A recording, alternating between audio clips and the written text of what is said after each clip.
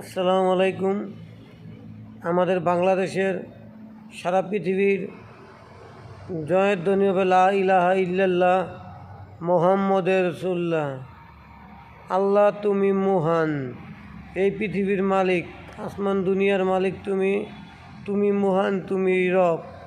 আমি তোমাকে বলতে চাই, কবিতার ভাষায় বলতে চাই যে লা ইলাহা ইল্লাল্লাহ মুহাম্মদুর রাসূলুল্লাহ।